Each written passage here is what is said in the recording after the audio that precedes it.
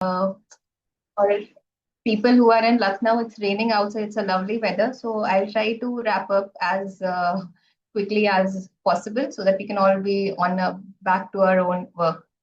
So when we talk about the laboratory diagnosis of hemoglobinopathies, the first common thing which strikes us is that when do you actually think about hemoglobinopathies? So whenever we think about hemoglobinopathies, the first thing that comes to our mind is that you have a person who is suffering from anemia. So although iron deficiency anemia is probably the most common cause of anemia in the country as well as I would say worldwide, the second most common in terms of hemolytic anemia would be a hemoglobinopathy, and life is actually easy if you are able to suspect and prove a hemoglobinopathy.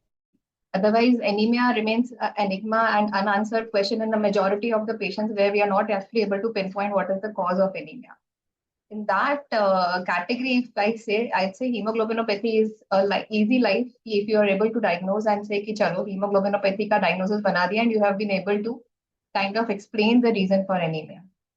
So clinically, if we see when do we actually suspect hemoglobinopathy, the most frequent or asymptomatic presentation would be just microcytic hypochromic indices. Sorry, when you are actually suspecting a carrier state of either beta thalassemia, alpha thalassemia, or delta beta thalassemia, or even HBE and HBD. Some of the common structural variants in their heterozygous forms present with microcytic hypochromic anemia. Some patients will come to you with a chronic hemolytic anemia, with or without jaundice, with or without history of transfusion, with some splenomegaly, gallstones. So a typical picture of a chronic hemolytic anemia.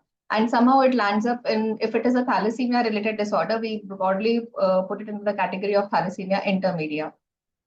Then we can have history of hydrops fetalis when there is a defect in the alpha globin gene. When we know that when patients are suffering from sickle cell anemia, patients can come to us with painful crisis. There are some very rare hemoglobinopathies which actually have high oxygen affinity and hence they may come with erythrocytosis. And finally, hemoglobinopathy testing is important because we are trying to reduce the load of homozygous beta thalassemia or thalassemia major in the country. So antenatal testing for hemoglobinopathy or a beta thalassemia carrier is being actively done in our country to reduce the load. So when we talk about hemoglobinopathies, what is the basic defect we are talking about? So we are talking about the hemoglobin molecule, millions of which are present within the red cell.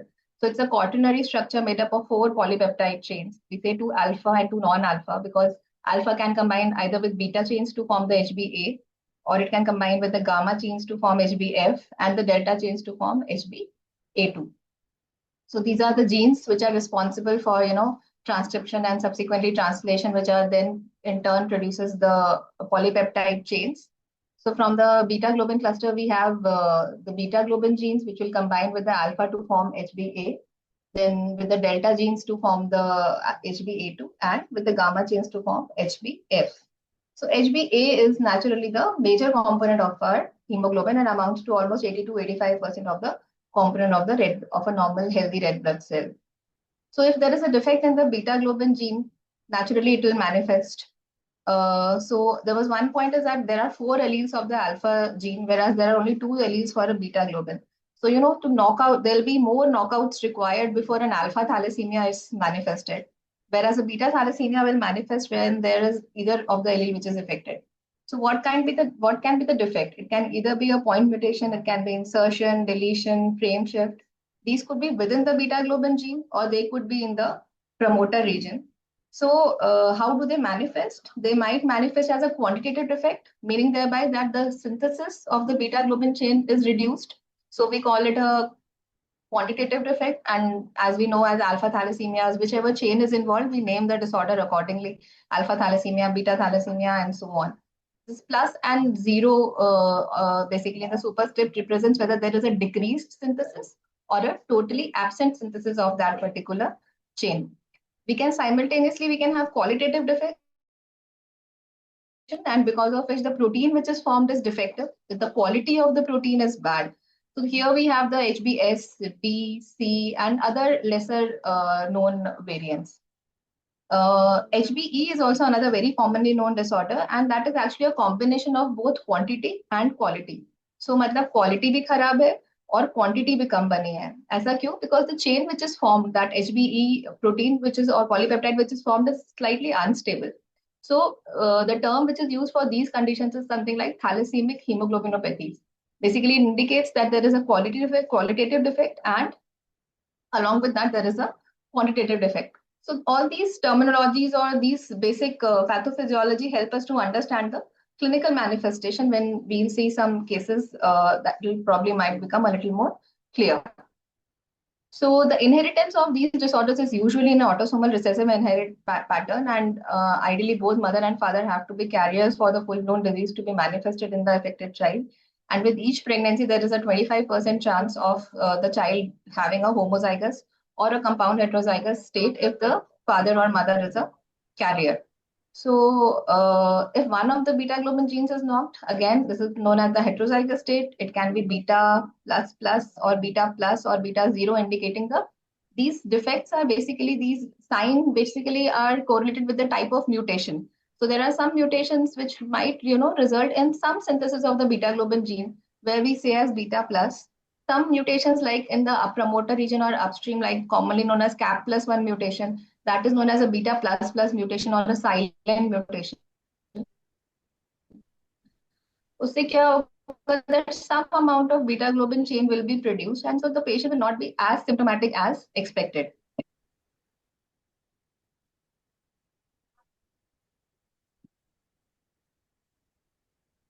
Like 50% production is from one allele and remaining 50% is from the other allele. That both the alleles are affected, and it can again be any combination. And then when we talk about DS in their homozygous forms, the amount of these proteins would not normally range between 80 to 90%. And there are multiple combinations also known, like you can have compound heterozygous forms, co-inheritance of beta with sickle, co-inheritance of hemoglobin D with sickle or with beta, and so on, depending upon the carrier status of the parents. Plus, there are more things to complicate the picture, like suppose there are coexisting alpha thalassemia or mutations in the gamma globin gene. All these will eventually dictate the clinical as well as the lab presentation. So before actually, I thought that it is important to know a little background about the disorder before you actually, jump to the lab diagnosis, because how you interpret your lab findings is highly dependent upon your background knowledge about the disorder, right? So when you start investigating a patient with suspected hemoglobinopathy, the first and the foremost thing which you need to know is the age of presentation, naturally, severity of the anemia, transfusions की जरूरत पड़ रही है कि नहीं, is there any organomegaly, was there jaundice or is there jaundice, are there gallstones, again transfusion, I think, which I've already mentioned in terms of severity of anemia, then family history, ethnicity. Ethnicity, because agar मैं, like I am in Lucknow, if they say a patient has come from Jharkhand, immediately I'll think of sickle. They say if they've come from more eastern parts, I might start thinking of hemoglobin E. So except for beta thalassemia, which is like now all over the place, there is still some regional specific importance there. Like naturally Punjab mein you will find more D Punjab than other parts of the country. So age of presentation actually dictates how severe the disorder is. Naturally, if somebody is coming to you within 6 months of life, the first differential would be homozygous beta thalassemia. And jaise it will come later on, you will start thinking of other disorders. So you go ahead and do a CBC with a good peripheral smear examination. You should know an idea about what is the response of the marrow reticulocyte stain. You might go ahead and need an incubated reticulocyte preparation. If it is coming from a zone where I think it could probably be sickle, I can upfront put up a sickling test or a heat stability test, depending upon what kind of history I have obtained. Nestroft or DCIP are not routinely done as a lab procedure. These are basically more for screening populations. So once you have a history and you have seen your smear and you have noted some things in the smear, then you move on to the confirmatory test to prove that yes, I have an abnormal hemoglobin.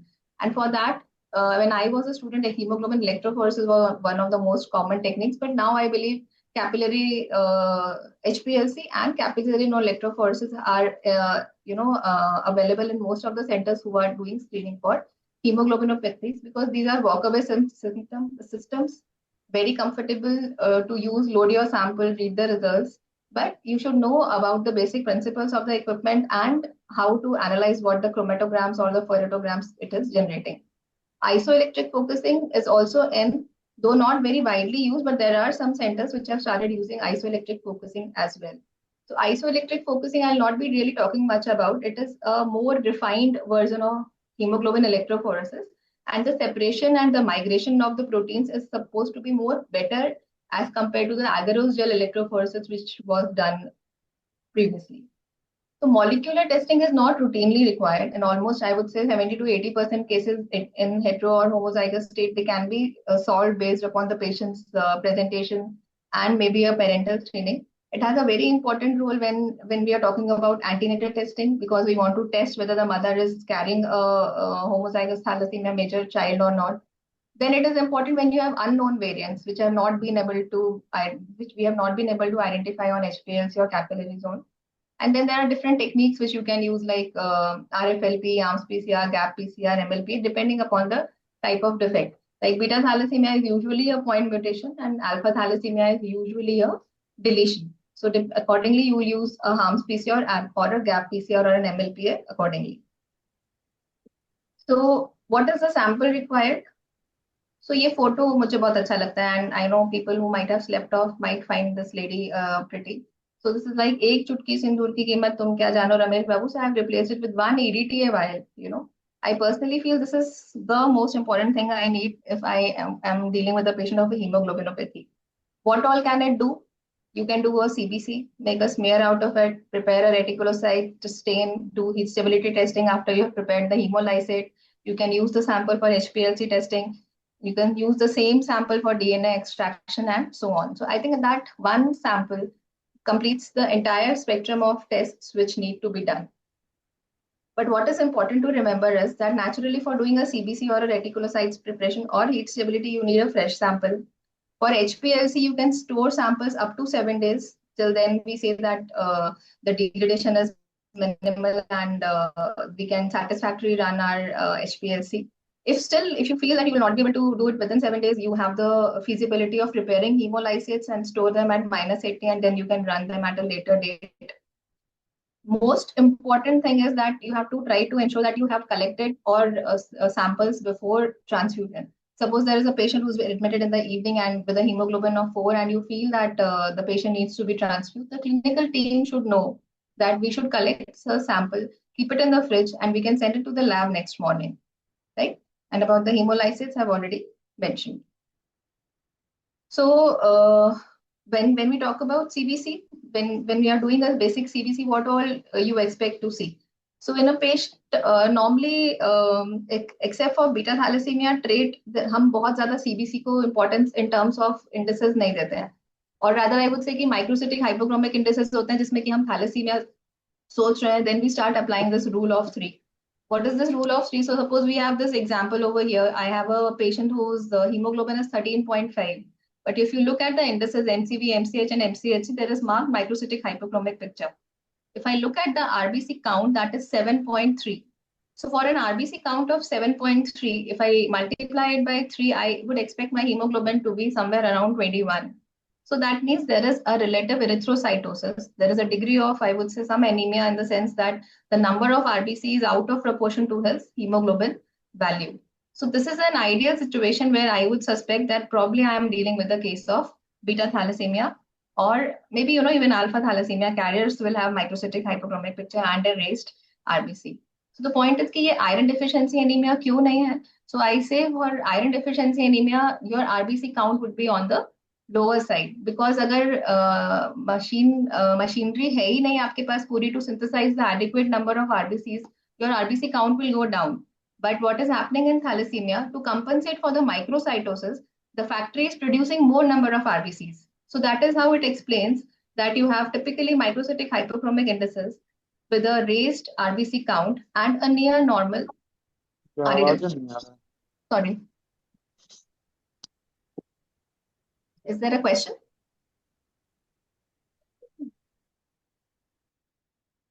I'll continue. Yes, ma'am, you And can continue. yeah, and we can have questions. You can jot down or you can keep stopping me. I don't mind either way, right? So your RBC density is basically, if you, the one look, if you see at your smear, the degree of microcytosis is uniform. You really don't appreciate much hypochromia. I still remember as a JR with a hemoglobin of 15, I had written as normocytic normochromic, and I was called in front of the head. Did you actually look at the indices? So you need to compare the size of your RBC with a lymphocyte to see that actually your cells are all uniformly small and your density is on the higher side for the degree of anemia. And again, this rule of three usually helps me a lot. So, but this rule of three would not apply if there is concomitant iron deficiency anemia, so that you have to be careful. It will not apply if the patient is pregnant. So it is not that you can use this rule, 100% across all samples. And I also purposefully selected a sample which had a hemoglobin of 13.5, because whenever we are outreaching to gynecologists or something and saying that you should screen patients, for being carrier status for beta thalassemia. So they will say कि अच्छा ठीक है जिनका hemoglobin less than 10 होगा ना या less than 9 होगा, then we will send you samples. So this is a myth.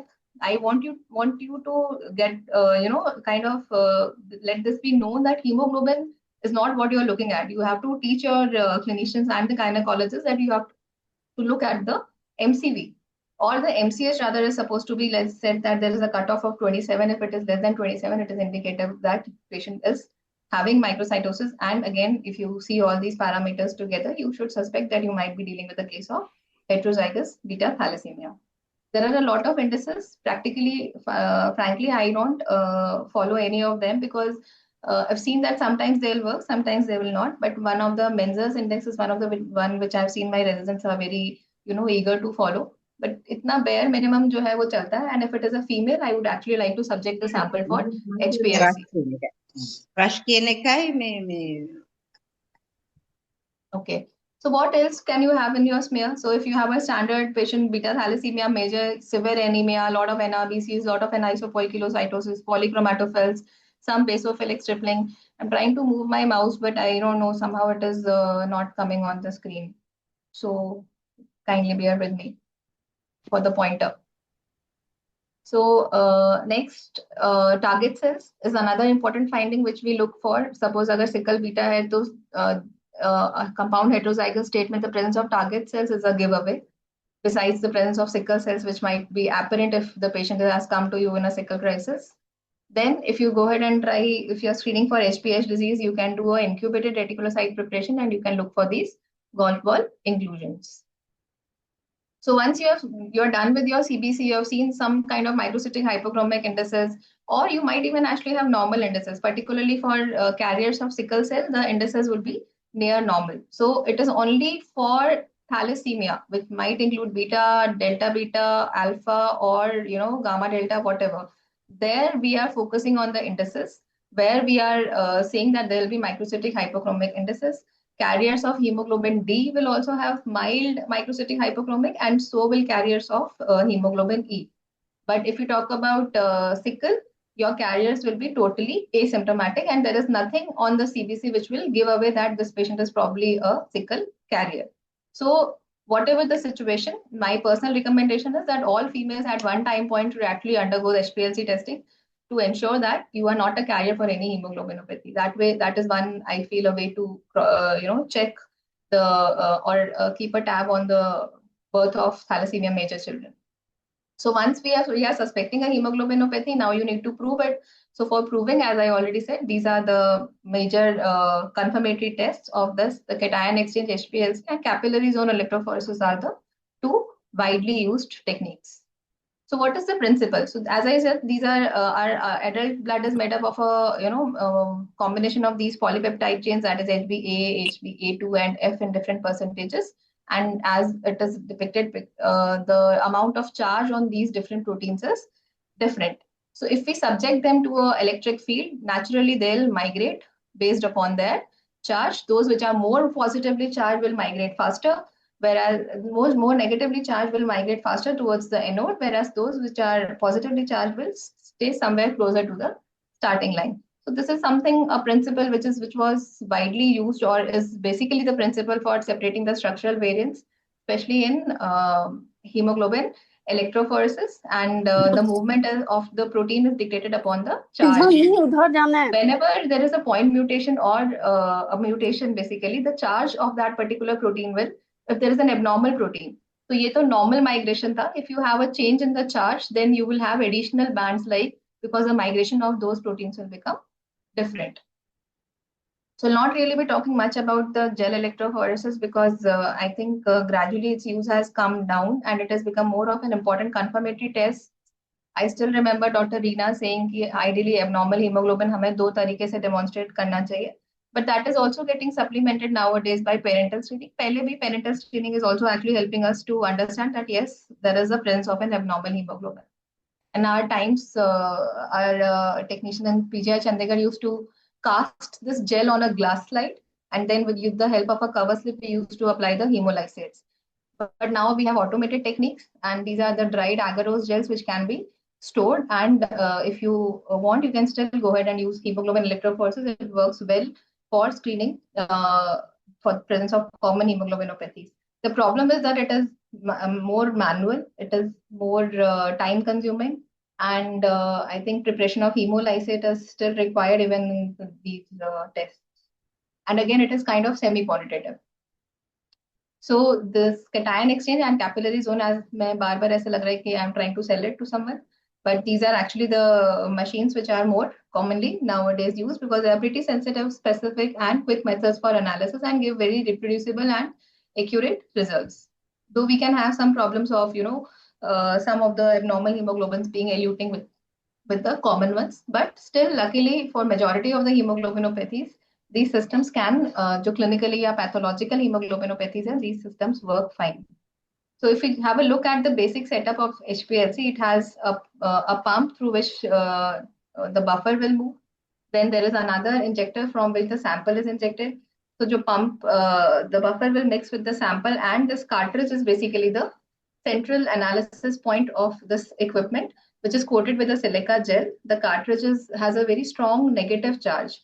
And subsequent to the migration of the sample and the buffer from this cartridge, they encounter a detector which will detect which all abnormal proteins or the normal proteins have been eluted.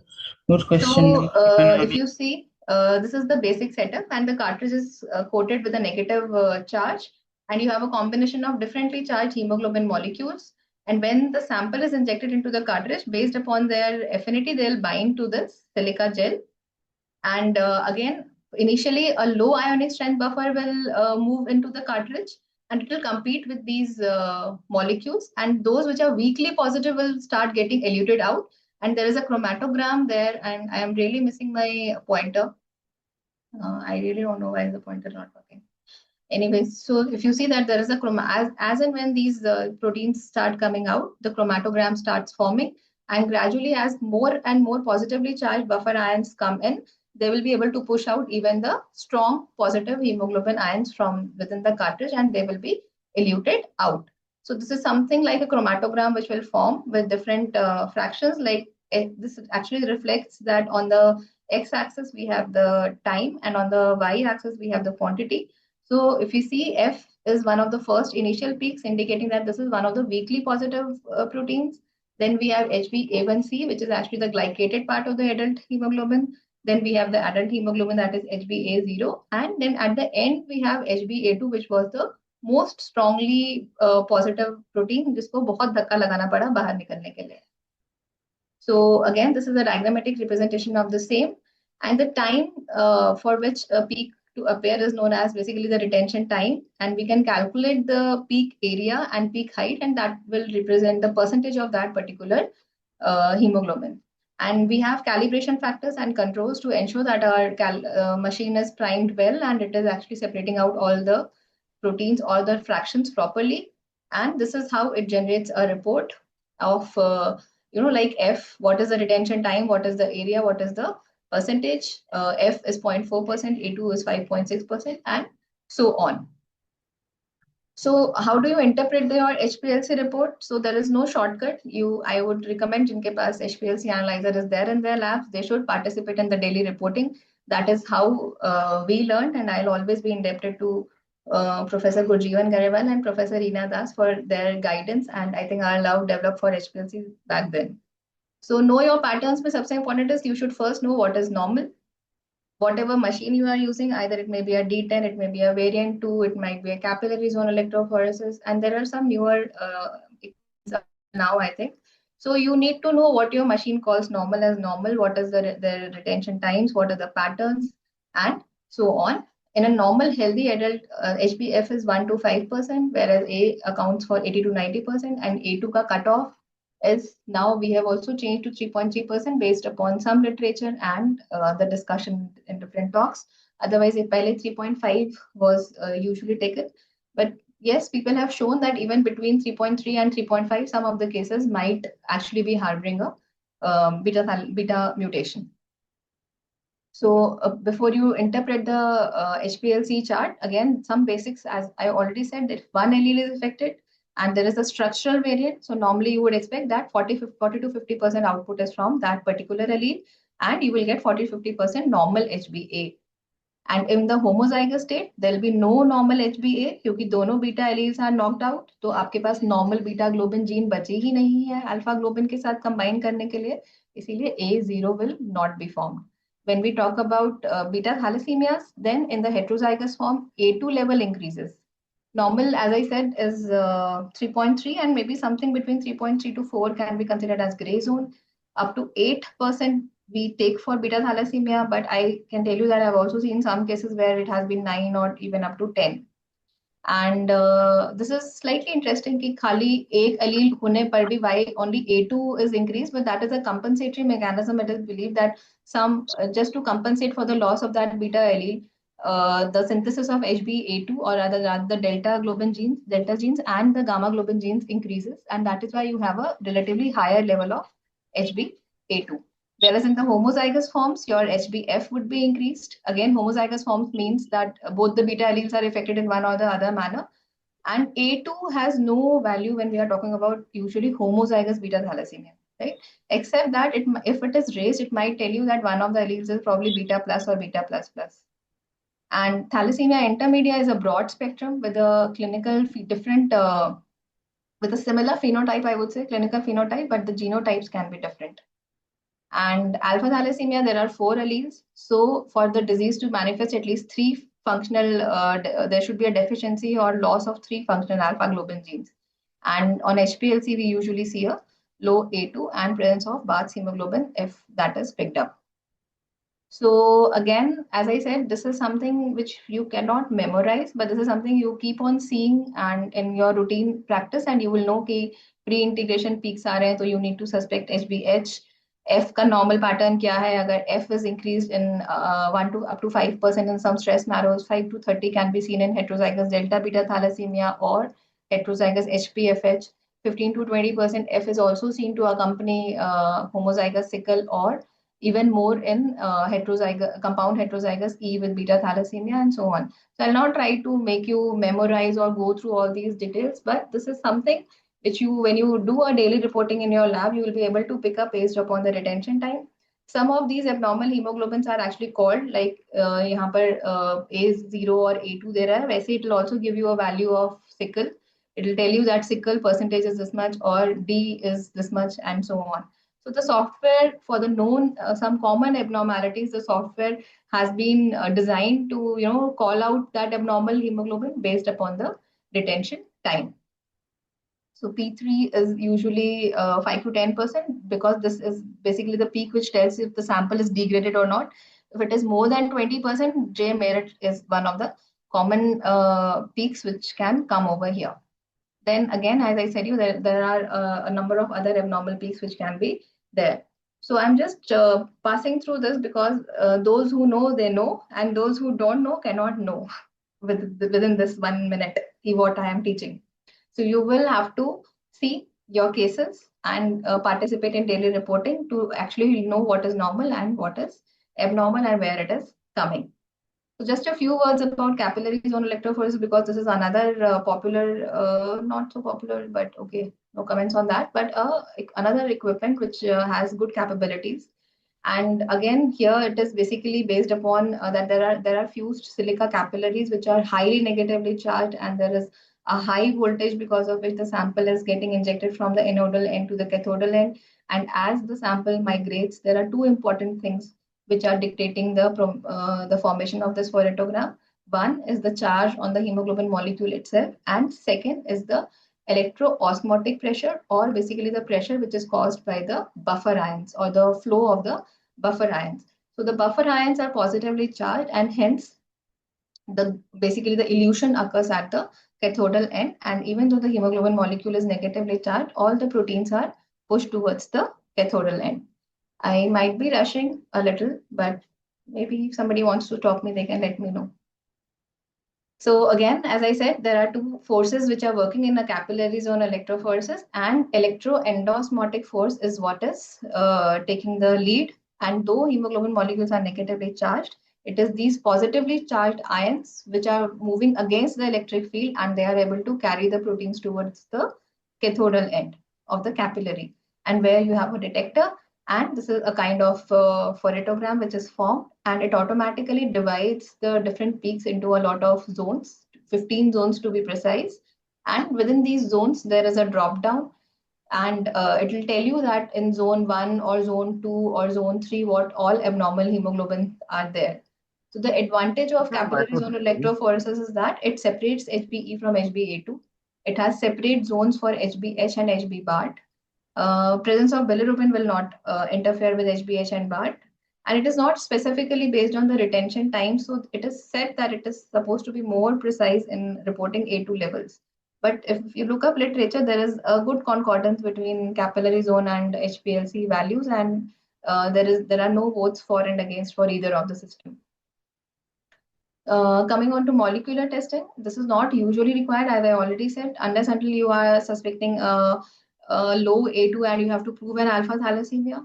If there are silent mutations in beta thalassemia, if there are ambiguous or unknown peaks, or if there is a genotype-phenotype discordance.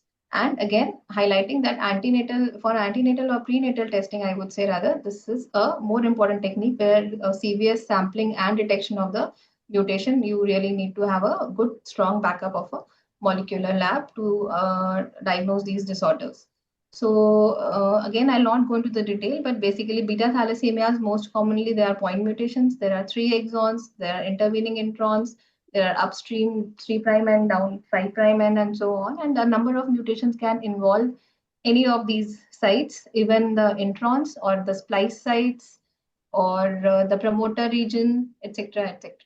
And this is one of the very commonest things as a JR हमें पूछा जाता था, बताओ 5 common Indian mutations कौन सी हैं. So I've not listed all 5, but at least the least you can do is that IVS 15, there is a new nomenclature based upon the HGVS classification. Now we call it like plus 92, 92 plus 5 G2C and so on. So point is that beta thalassemia has more point mutations, whereas alpha thalassemia mostly has deletions, and the deletions can differ in size and what part of the gene is getting deleted, and accordingly they have been named. Plus, they have also been named upon their prevalence in different areas like Southeast Asian, Mediterranean, so on. Again, as I said, for if you are screening for beta thalassemia, so you are looking at point mutations. So usually ARMS PCR is one of the common techniques besides RD reverse dot blot assay, because it will help you to identify both heterozygous and the homozygous forms. If it is not coming in these common 5 mutations, or if you're not able to identify it by specific primers, then you will need to go ahead and do a direct sequencing of the gene to detect for the other uncommon mutations. Similarly, in alpha thalassemia, normally 95% alpha thalassemias are due to deletions, and you need to do a gap PCR. For a non-deletional alpha thalassemia, you would require RFLP, ARMS PCR, and again, you would end up sequencing for doing in cases of non-deletional alpha thalassemia. So ये तो सब madam सब जानते हैं, ये लोग सालों से पढ़ा रहे हैं. So what are you talking today? अगर कोई ऐसा thought process से सुन रहा है, so I'll add on a few slides for you. So what is new? So I had the opportunity to take a talk on this as well recently. So what is new is that mass spectrometry is new. You can load your samples. You don't need specifically controls. Your machine has the capacity to identify different polypeptide chains based upon the mass and the charge ratio. I'm not going into the details, but anybody who's looking for newer techniques can look up how mass spectrometry can be used. The cost of the kit is good. It can do a number of samples as a HPLC kit can do, but the point is uske liye aapke paas you need to have a dedicated and equipment for that before you actually go ahead and start doing mass spectrometry for hemoglobinopathies. Then there are some thermogravimetry techniques. Then there is artificial intelligence. You are training AIs to click photographs and learn to detect thalassemia. And then there are a fair number of advances in the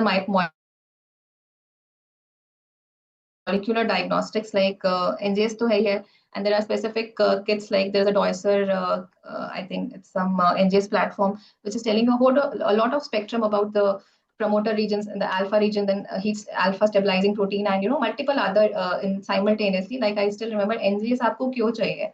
Beta globin gene sequencing can be done by Sanger sequencing as well. Why do you need NGS?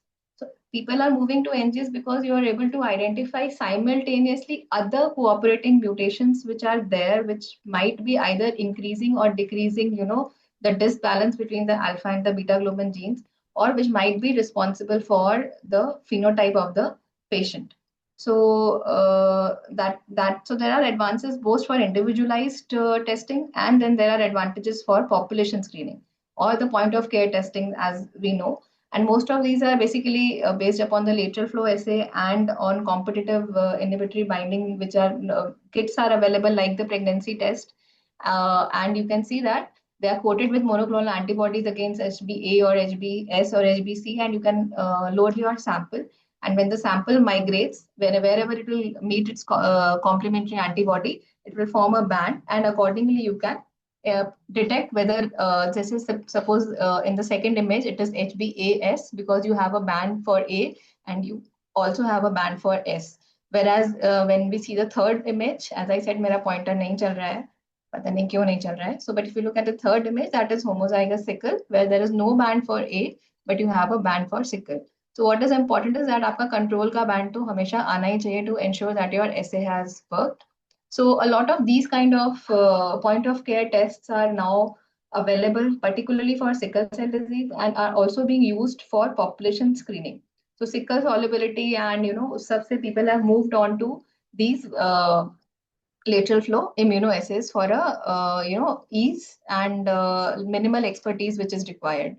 Similarly, we have this paper blot assays where, depending upon the amount of sickle, you will have the dense staining in the center and lesser at the periphery. Whereas when there is 0% HBS, you can see that the blood is diffusing into a very fine dot. Okay, वो पीछे चला गया. कोई भी पीछे चला गया. Anyways, another small equipment which has recently gained popularity is the microchip or the paper electrophoresis. This is a new diagnostic method for premarital screening of thalassemia. This is very popularly known as Gazelle, and there are a lot of publications to support its use for population screening because it's a very cheap equipment, 2.5 lakh ka equipment hai, and then you have individual chips which are the principle is basically hemoglobin electrophoresis.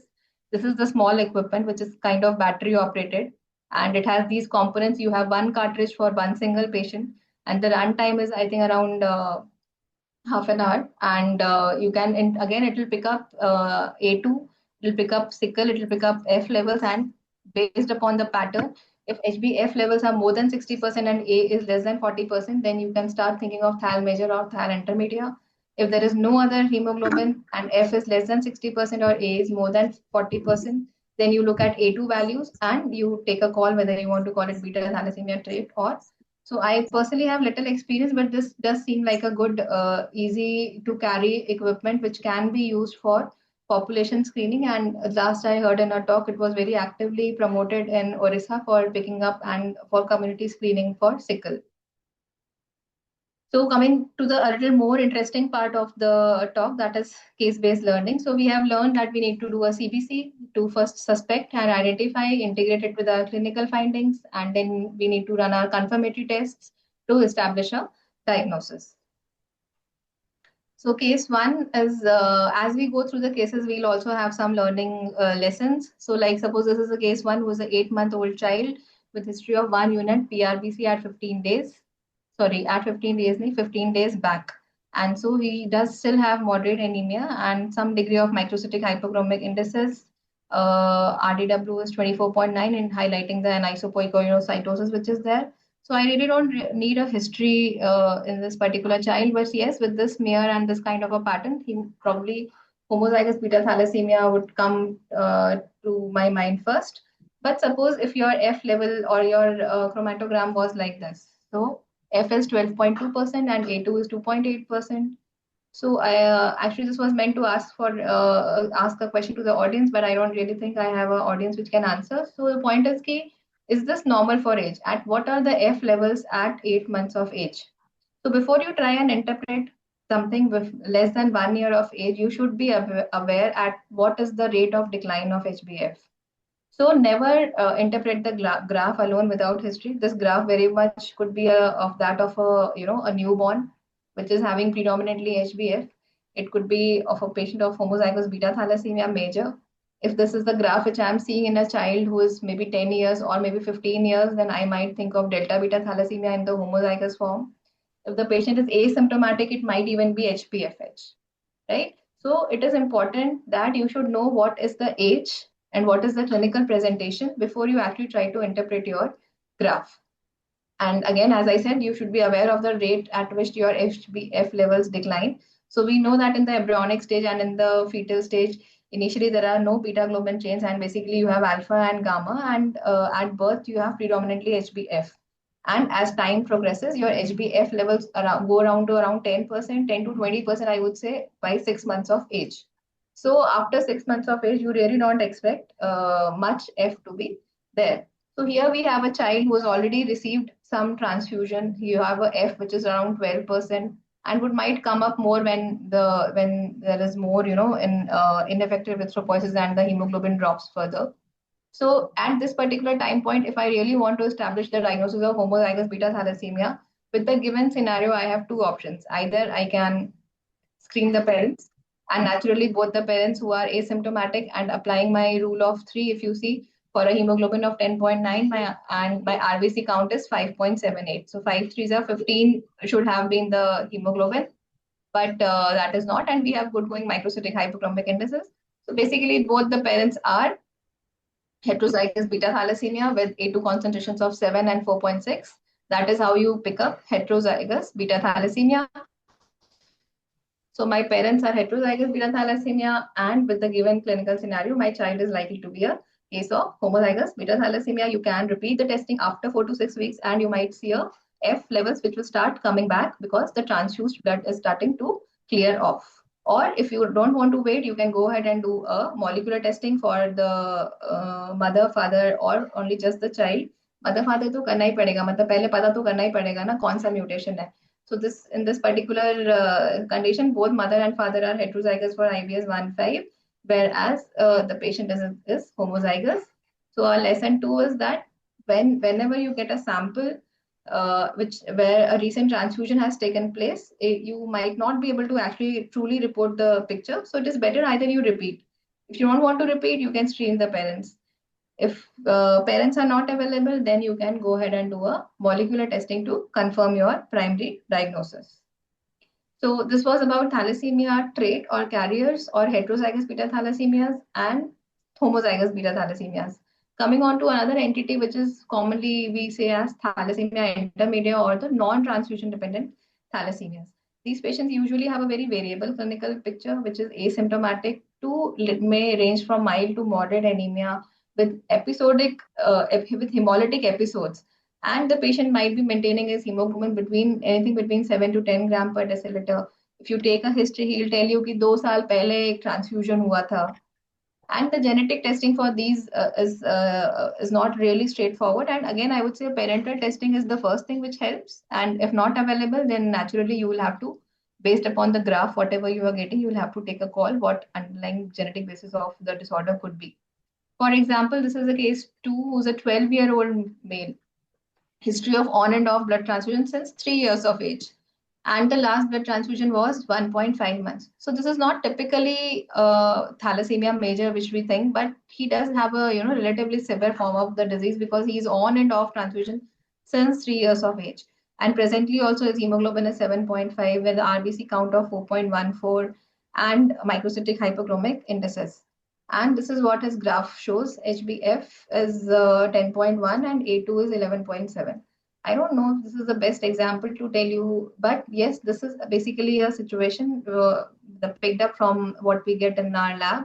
So this is what had come, and so what next? So we screened the parents naturally. Parental screening again, similar indices as you expect, and on HPLC, HbA2 is 5 in the mother and 4.2 in the father. So that means both the parents are heterozygous beta thalassemia. So why is the child not behaving typically as a homozygous beta thalassemia with presentation at less than 1 year or less than 2 years of age, and the transfusion requirement is not as high as you normally see in a homozygous beta thalassemia? That is probably because of the underlying mutation. The father, when he was tested, he had a CAP+1 mutation, which is a very silent or a very mild form of beta thalassemia, whereas the mother was standard IVS 1.5. So this was actually a compound heterozygous beta thalassemia and with some elevation in the symptoms as homozygous beta thalassemia, probably because one of the mutations was not as severe as expected. So I still remember CAP+1 comes as a very mild mutation. So individually as a carrier, the patient को कोई फर्क नहीं पड़ता कि वो CAP+1 है क्या है. But if either of the parents or CAP+1 is inherited, co-inherited with any other of the common Indian mutations, then the child can have a thalassemia intermedia or a major like picture. So that is why identifying CAP+1 is important.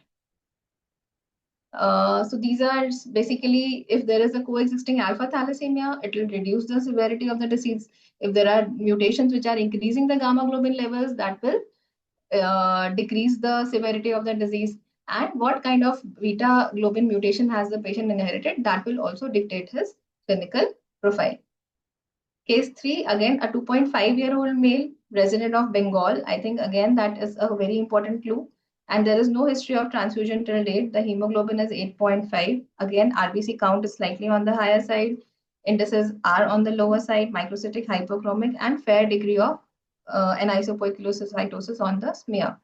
So what does our chromatogram show? That you have HbF of 30.1% and A2 of 51.4% and almost no HbA.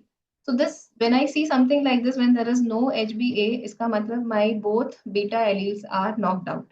Now I need to find out whether they are knocked out by the same kind of a mutation or they are knocked out by different kind of mutations. So again, the only thing you have to do is do a parental screening.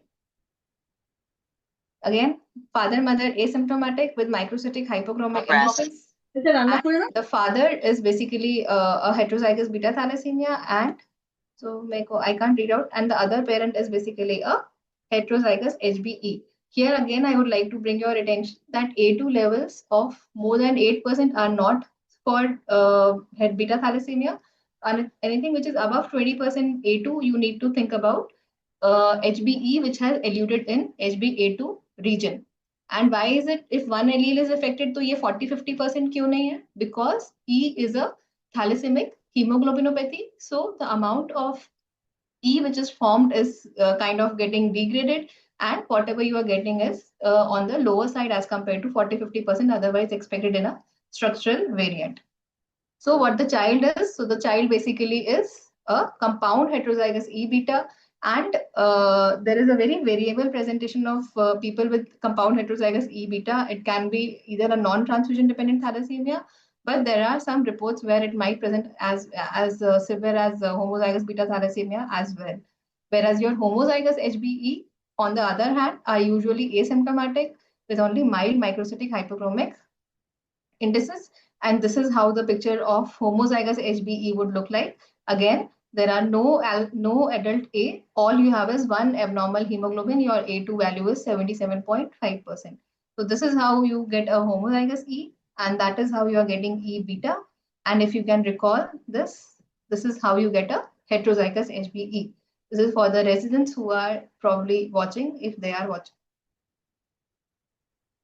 Lesson 5. So other hemoglobins can co-elute with HbA2. So as I said, up to 8 to 10% तक हम heterozygous beta thalassemia ही सोचते हैं, but up 10 to 15% के बीच में अगर this is the kind of shoulder which you are getting, then you think of heterozygous HB leopard. If you have this twin tower peak kind of a picture, you are probably thinking of the Iran.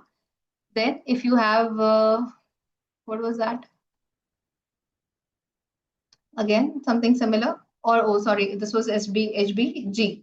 So HBG and HBD Iran are just structural variants. So if you see the percentage of these abnormal hemoglobins is close to 38-40%, right?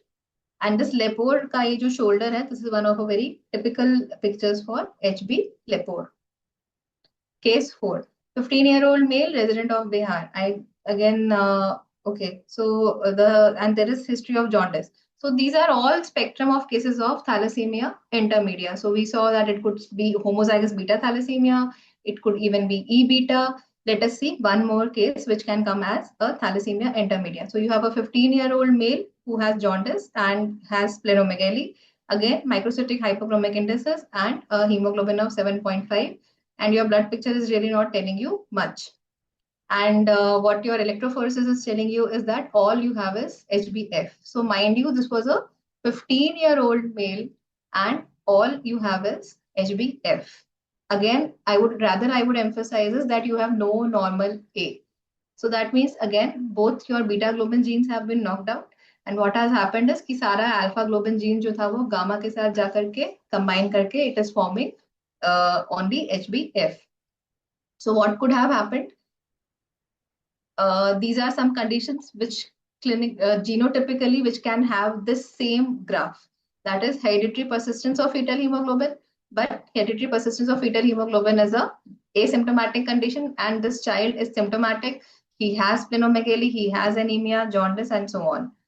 All the other 4 conditions, that is homozygous delta beta, leopard, compound heterozygous of delta beta with beta, or leopard, basically आपस में इनमें से कोई भी combination होगा, or if there are some unusual beta thalassemia mutations, you can have this clinical picture, and except for HPFH, all others will have a thalassemia intermedia like phenotype. So I have taken this case because we do get one such case in 2 or 3 months. And so this is basically for the residents of my own lab that they should be able to pick up this. So how to identify? What is the next step?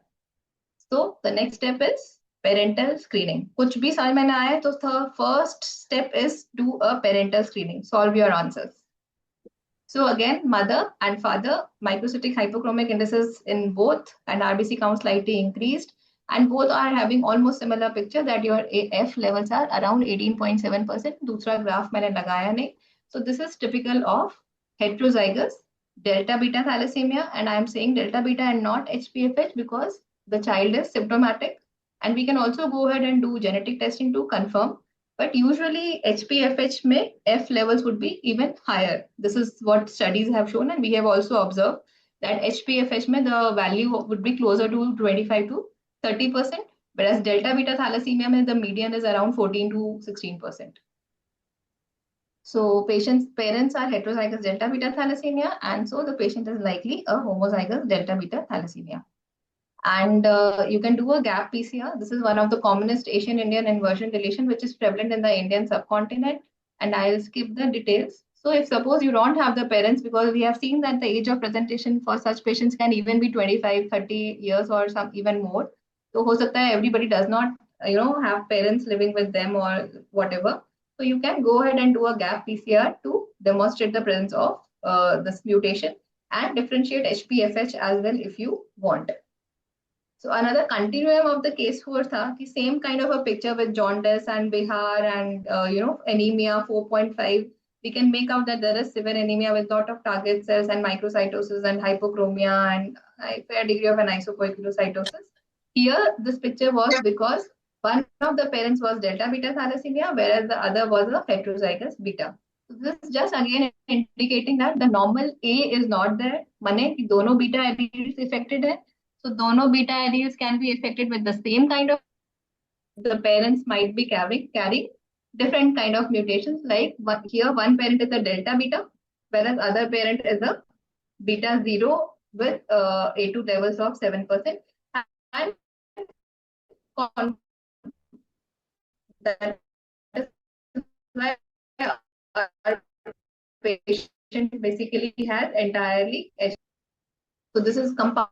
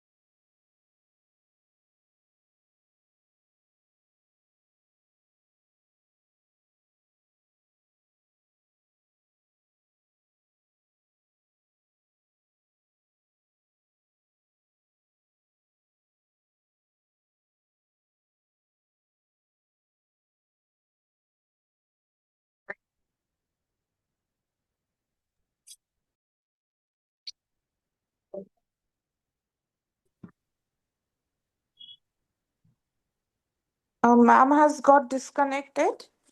Ma'am will be joining in a while.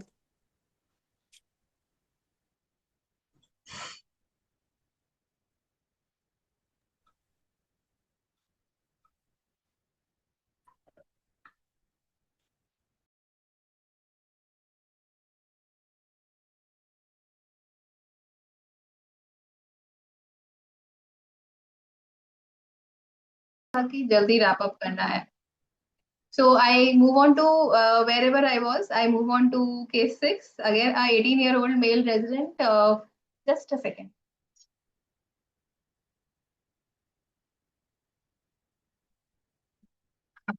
So we have an 18-year-old male who presented with pallor, and he was a resident of Nepal. And again, if we can see that there is anemia and there is a microcytic hypochromic indices with a reticulocyte count of 8%. And what does my HPLC show? It shows the presence of these reintegration peaks.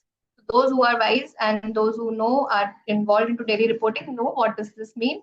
And if you do an incubated reticulocyte staining, you can see the presence of these golf ball inclusions. So what you are seeing is basically a alpha thalassemia, wherein which was proven on MLPA and which was positive for alpha 3.7 deletion in 3 of its alleles. So this is a classical case of alpha thalassemia. But this is not specifically what I wanted to highlight. I would also like to highlight that sometimes in a similar scenario where I have a 15-year-old female with first transfusion at 9 years, splenomegaly, gallstone, and a similar picture. Reticulocyte count not that high, but you still have a raised RBC count. And so sorry, the hemoglobin value is missing. But if I'm not mistaken, the hemoglobin was around 7. And we did have this kind of a picture where the A2 levels are 1.8 and you do have pre-integration peak. And I put up a incubated retic where there are no golf ball inclusions. My MLPA is also negative. These are courtesy to the molecular genetics lab in our institute. And the patient was further getting investigated for other hemolytic anemias and all is negative. So where do we end up? So I've learned over time that if you have this typical picture and your A2 levels are decently low, below 2, and you are still suspecting an alpha thalassemia, sometimes there is a mutational point mutation in the alpha globin gene rather than deletion. And hence these samples were sent out for Sanger sequencing. And we can see that there is a homozygous mutation in the HBA2 gene, which has resulted in an HBH disease, and they have classified this mutation as pathogenic. Simultaneously, they also detected some other mutation, that is ANK1 in the heterozygous form. I'm really not sure, but it is basically a variant of uncertain significance. But the presence of the homozygous HB mutation in the HBA2 gene answers my query of the presence of anemia. And this patient also had some fair amount of splenomegaly. So I'm not really sure if ANG1 was a partner in crime, but this is what was reported on the next generation sequencing testing done for hemolytic anemia. So the point is that if you have a low A2 and if you have negative MLPA results, you might like to work up the patient for a non-deletional type of HBH disease. In this particular case, the heat stability test was positive, which also gave us a clue to the diagnosis. Case 8, again, a 23-year-old male with history of jaundice on and off, and again anemia, RBC count slightly on the higher side, microcytic hyperchromic indices. The smear is showing fair degree of an isopoikilocytosis, and my heat stability testing is positive. And I had a unknown peak after A, which was amounting to approximately 7.8%. So just a few words about the heat stability testing. Heat stability testing can be seen positive when there is anything which will weaken the van der Waals forces between these polypeptide chains. Normally, the adult hemoglobin does not precipitate, but if you heat up this if you add your hemolysate to a buffer and put it in a water bath at around 55 to 60 degrees centigrade, then after an hour you will see this kind of precipitate, which indicates the presence of an unstable hemoglobin. So this is a simple test, though might not work 100% of the times, but it does have a screening value and can guide you towards the presence of a underlying hemoglobinopathy. And this is courtesy Professor Reena Das ma'am, that we sent the sample for sequencing, and it turned out to be that there was a homozygous mutation again in the HBA2 gene, and this was an unstable hemoglobin known as hemoglobin Sun priori. So small points about the unstable hemoglobin, these are rare. Sometimes your HPLC, if you're lucky, it might show you abnormal peak, but sometimes there might not be an abnormal peak. Sometimes that abnormal variant might elude in A2 and it will simulate beta thalassemia trait, but the patient would be more symptomatic. There would be jaundice, there would be more significant anemia, and there will be a reticulocytosis, contrary to what you would expect in a heterozygous beta thalassemia. Right? Screening with heat stability might help in some cases, and the final diagnosis will only be obtained by a molecular workup or a globin gene sequencing. Case 9. So we are coming to the end of the presentation. Hang on, whoever are still there. 30-year-old female, pregnant and asymptomatic. So these are the kind of indices which I have. These are the myriad conditions which the patient might still be harboring. That is a heterozygous delta beta thalassemia, heterozygous sickle, heterolipid, heterozygous D Punjab, E, Q India, J Merit, etc., etc. So even if your indices are not giving you clue to any specific hemoglobinopathy, still, unless until you subject your sample to an HPLC testing, you might miss out these heterozygous or carrier states. So this is a case of HBD Punjab, where it is eluting immediately after A2. And lesson 9 is that because it is immediately eluting after A2, your A2 levels can be falsely low. That does not mean that the patient is co-inheriting alpha thalassemia. Then this is a typical case of HBJ Merit, where your P3 is 20.7%. And then this is a case where you have a sharp peak of 10 to 15% after sickle. But this is something which is very strongly positively charged. This is, I think, an alpha chain variant, and this is heterozygous HBQ India. If I remember clearly, Dr. Prashant had once shown a case where one of the parent was HBQ India and the other one was the heterozygous beta thalassemia, and the child had significant symptoms as a thalassemia intermedia. So, again,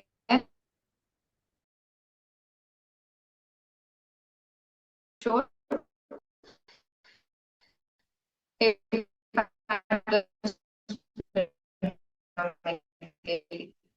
You have a hemoglobin of 10 reticulocyte count of 8%. H was negative. So all anemias at this age is not necessarily thalassemia. ये बताने के लिए ये case रखा था, and this patient was actually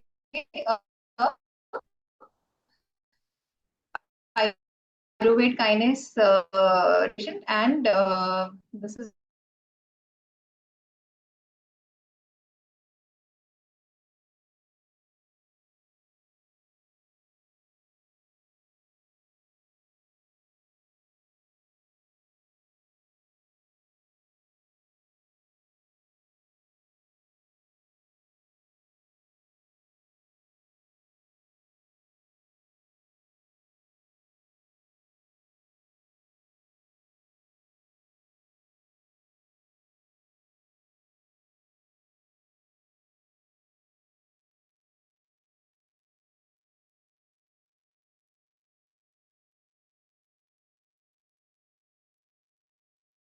including RBC indices and DNA analysis. Many newer techniques are available that are making life easy, and particularly for screening larger populations. Before we think of more advanced techniques, we need to, be aware of how to should we interpret those tests in the tertiary care centers where all the high-end techniques are available. A molecular testing can be clubbed with the basic screening to get the end result and understand the genetic as well as the genetic modifiers. Whereas when we are talking about population screening, then lateral flow assay based or this microchip paper electrophoresis, that is the gazelle, these are very promising techniques. So I really wish that we could have a person like Amitabh Bachchan who could remove the taboo from screening for thalassemia and facilitate carrier screening in our country. And I am thankful to my department and NHM, because of which we are able to offer thalassemia free screening for carriers in and around Lucknow. So if I'm still audible for the people who are still there, 57 people are still there. If anyone has any question, you can ask ma'am directly. इतना सारा पढ़ाया ना madam मैंने, people are still trying to No, ma'am, it was very insightful. I hope it's going to help them a lot.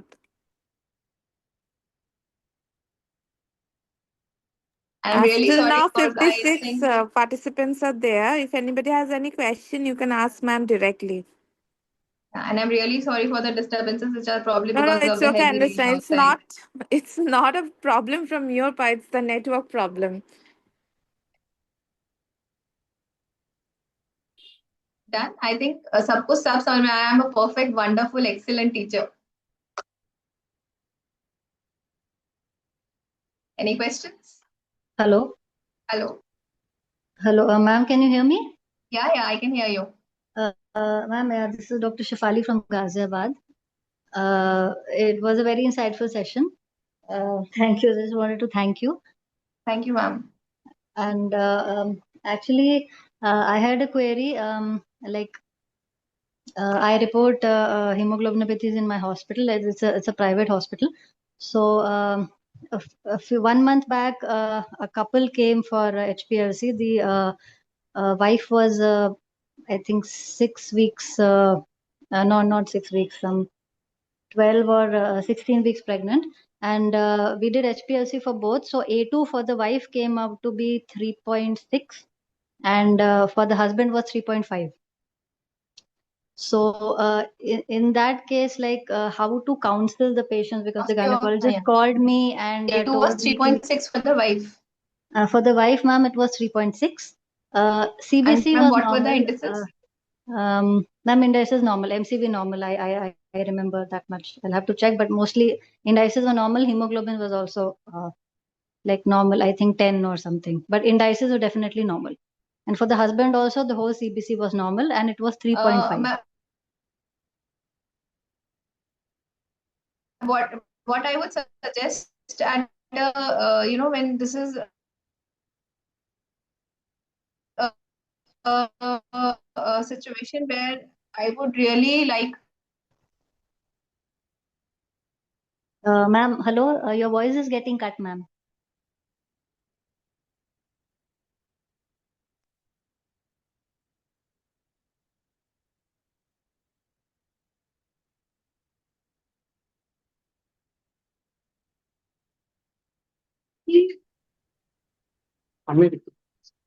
Sorry. Yeah. Hello. So, ma'am, in this particular stage, the first thing probably I would like to do is to confirm whether or not the female is a heterozygous beta thalassemia or not. Okay, Because ma'am. अगर female carrier है, then like naturally I will, with a value of 3.5, the husband should also be tested, so that we really have the clear picture of what are we dealing with. So the cutoff for HBS, so anything usually more than 50% indicates that it is likely to be either in the homozygous state or a compound heterozygous state. If you have a value of 51%, even I think 46% भी मैंने किसी का देखा था, but then that was a post transfusion sample. So it is important to know the transfusion history.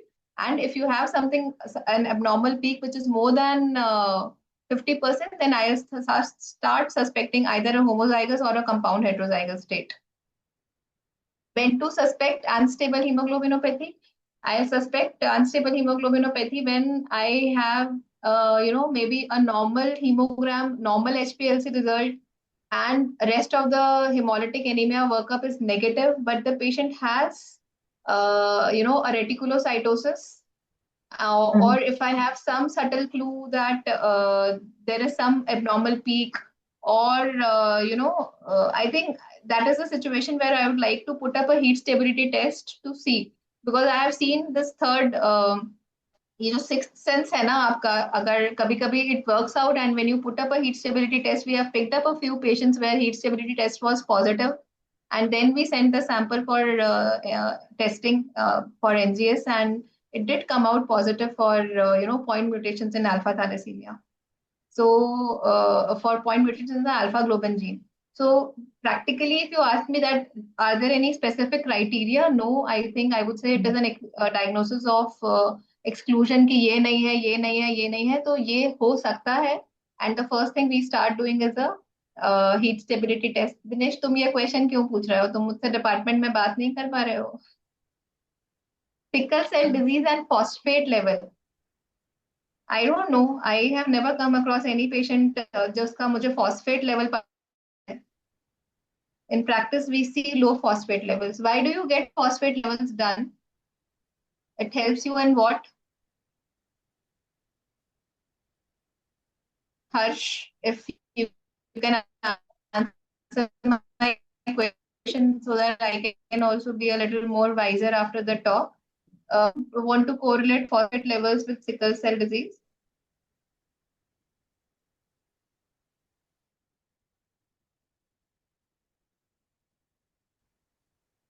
Any pointers on HPA2? If it is cross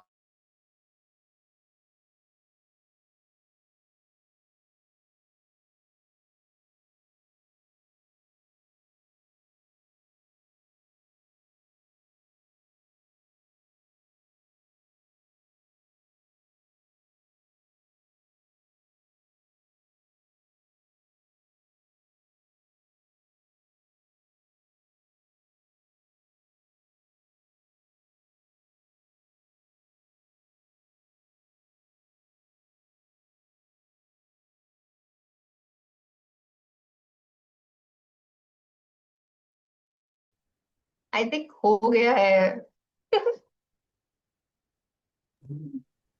okay हाँ कुछ problem फिर से हुआ था आई थिंक. फिर से नेटवर्क में प्रॉब्लम हुआ था, and there was one or two questions if people want. There was one question I thought was from just to distinguish between and sickle, because I know the answer, so I'll let you know कि sickle beta के लिए मैं HbF के cut off को नहीं देखूंगी. I'll look at the A2 value actually. So whenever there is a beta thalassemia or a heterozygous beta thalassemia like state, your A2 levels will be as you see in BTT. So वो 4 को cross कर रहा होगा. Usually it will be like 4.55 or something. But one thing which you should be aware of, that the glycated version of sickle hemoglobin can also sometimes elute in A2. So your sickle percentage 1 should be more than 50%, and your A2 values should be more than 4% to suspect sickle beta, and you still have doubt, you go ahead and screen the parent. Is there any peak before 0.75 minute in HPLC in cases of Yeah, I think I'm not sure if we can call it. I don't know if it is labeled as 0.75 minute, but yes, हम उसको pre-integration peak बोलते हैं कि वो it starts calling out specific peaks after 1 minute only. I think HbF का value जो first होता है uh, that is there. But let me tell you that even without the pre-integration peaks, in the presence of a low A2 value, you can go ahead and suspect alpha thalassemia if the values are, pretty low, 1.4, 1.5, and the patient is having symptomatic anemia. Bony pain, repeated occasions for MBD workup, we do catch him. Okay. Thank you, Harsh. I'll remember that, and maybe next time when if some patient is getting worked up, I'll try to correlate.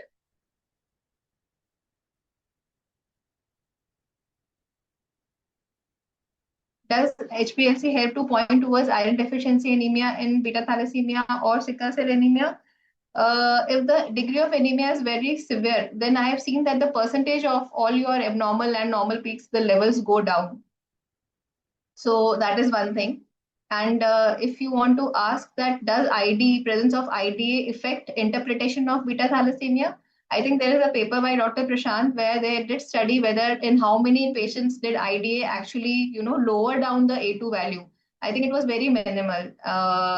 My personal experience is that iron deficiency anemia cannot mask beta thalassemia. At least in 99% cases, or I would say at least more than 95% cases, you will be able to pick up beta thalassemia and your A2 values will be more than 4%. Unless until you have a very, mild kind of a mutation on beta thalassemia where IDA might mask it. But that percentage of patients is usually less than 5% as reported in literature.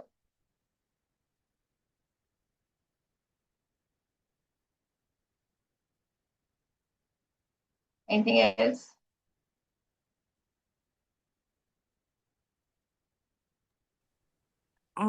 I think we should call it a night. Okay. Okay. Thank you, ma'am, Thank you so much, for such everyone. insightful talk. Yeah. Thank you again. I am, and we are hoping to welcome you in Kolkata. Yes, I look forward to that too. Okay, Thank you ma'am. so much, ma'am, for the opportunity, and thank you to Fansa for inviting me for this masterclass. Thank you. So we are ending the Thank session you. here. Good night, everyone. Yeah. Good night.